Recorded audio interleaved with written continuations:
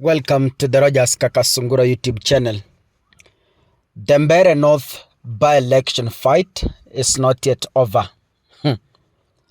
As much as the United Democratic Alliance Party won, the United Opposition feels that the win was not genuine, it was not fair and free as outlined in our 2010 Constitution that demands an election must be free, fair, and credible.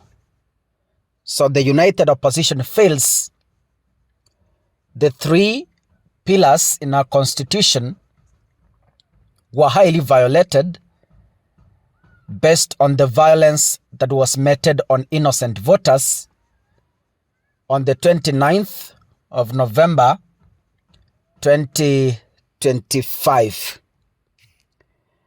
Kalonzo Musyoka had informed the country that he was moving to court to challenge the Wamatende's win. And today, petitioners have moved to court demanding the nullification of Wamatende's Mbeere North by-election win. Right now as we speak, Ruto's UDA party has suffered a great setback after two voters filed a petition in court challenging the victory of Wamatende.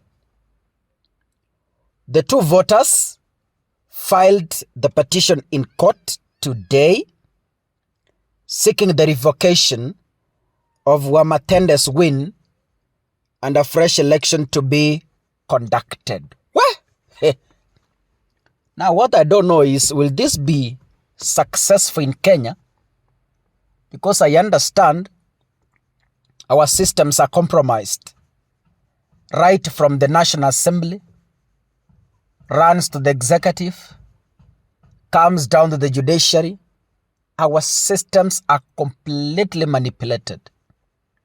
I don't know if this is going to be an independent hearing, which I doubt, because we'll be here, all of us, listening to the case.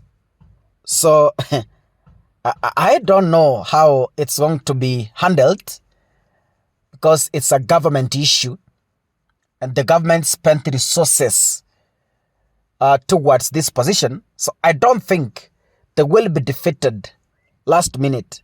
But if our courts decide to remain independent, then we can have faith in them. But previously, how they have handled the cases, it really kills the faith towards the judiciary. In the application, the two petitioners demand the nullification of Wamatende's win due to the reports of irregularities, further saying that the newly elected MP was not a registered voter.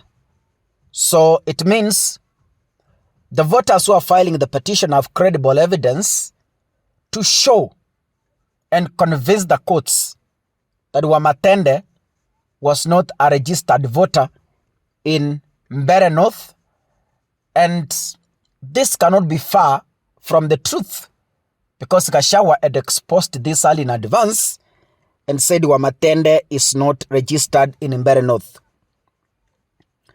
The petitioners are saying, according to the document that I've received from the two voters, the petitioners are saying that the Kenyan law demands that a person must be a duly registered voter to be eligible to run for a political seat.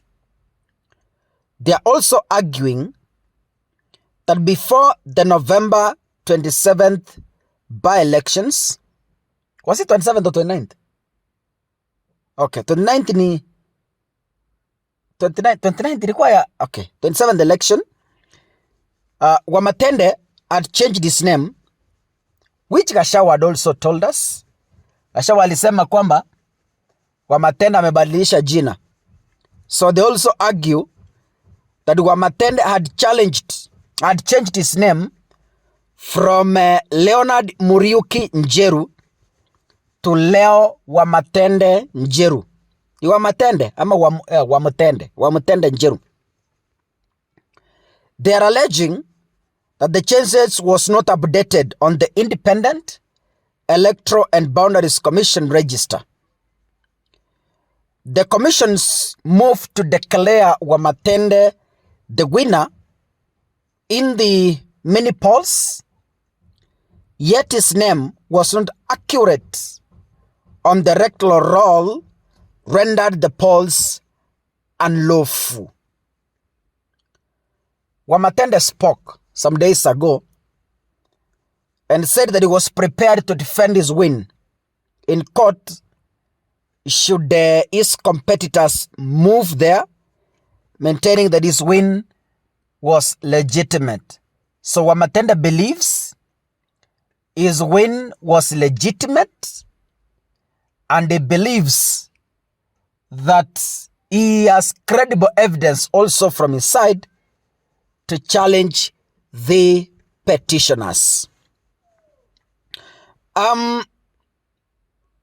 This latest update comes a week because najua Wamatende was announced a winner after garnering 15,802 votes against the Democratic Party's, that's DP, Network Kariuki, popularly who is known as Ngarish, who had scored 15,308 votes. We all know, and it's not a secret, that the mini polls were triggered by the appointment of Geoffrey Ruku as the Public Service Cabinet Secretary, who replaced Justin Muturi, who was dismissed in March this year due to a number of reasons, which some of them you know what happened in Kenya. Now, ladies and gentlemen, it's good. Of course, there's credible evidence, as Gachagua argued, that one, Wamatende is not a registered voter.